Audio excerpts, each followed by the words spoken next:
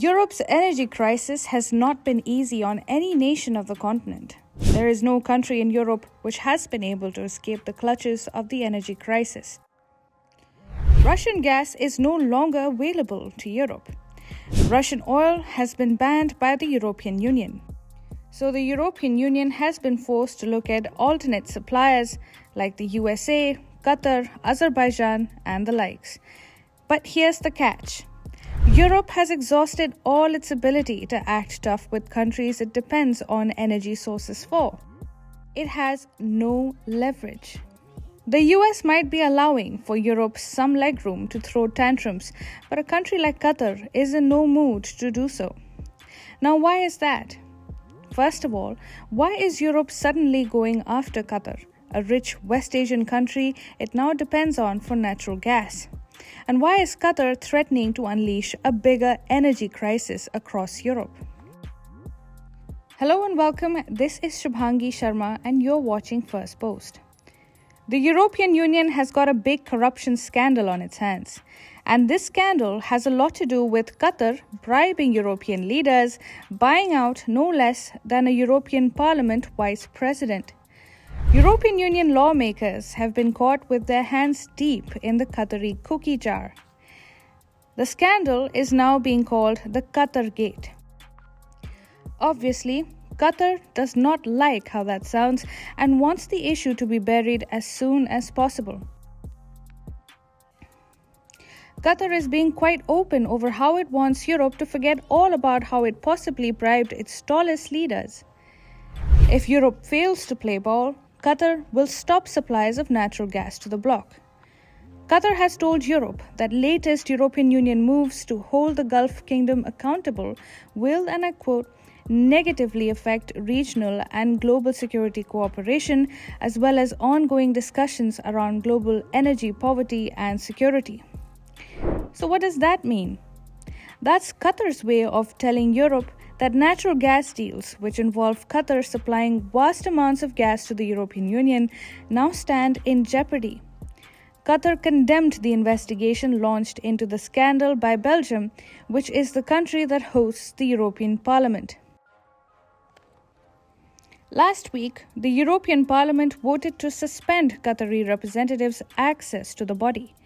Members also paused legislative work related to Qatar, including a visa waiver for Qataris and Kuwaitis traveling to the bloc. An aviation agreement between the European Union and Qatar was also halted. Qatar called these decisions discriminatory. The Gulf nation's statement to the EU also said, Qatar was not the only party named in the investigation, yet our country has been exclusively criticized and attacked. We have observed this week's selective condemnation of our country with great alarm. Interestingly, Morocco is also involved in the scandal in some capacity, and the Arab African nation does face an investigation.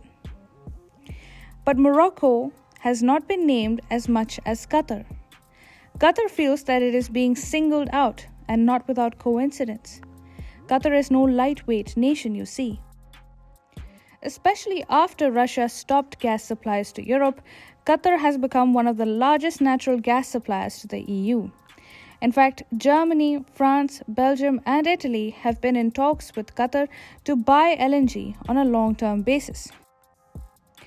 Just last month, Qatar agreed to send Germany 2 million tons of liquefied natural gas a year for at least 15 years. The volume would cover around 3% of Germany's 2021 annual gas consumption.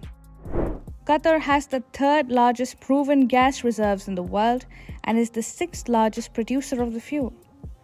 Qatar is the Saudi Arabia of gas. This year, Qatar became the largest exporter of liquefied natural gas, surpassing the United States and Australia. So Qatar's influence runs deep in Europe, especially in the wake of the FIFA World Cup, when Qatar does not want Europe to raise too many of the human rights scandals plaguing its image. But this is where things turned sour. 4 people, including Eva Kaili, a Greek European Parliament vice president, have been charged in Belgium after European investigators said a series of raids uncovered about 1.5 million euros in bribe money. Prosecutors say a Gulf nation, Qatar, has spent this money as part of an influence campaign. That campaign worked wonders for Qatar. In a recent speech, Eva Kaili heaped praises on Qatar and said, "The World Cup is proof actually of how sports diplomacy can achieve a historical transformation of a country with reforms that inspired the Arab world. I alone said that Qatar is a frontrunner in labor rights." Be that as it may, Europe is not really in a position to punish Qatar unless, of course, it wants its energy crisis to worsen. Because Qatar is very close to making Europe feel the pain. Do you think Europe is caught in a very tricky situation? Do let us know in the comments.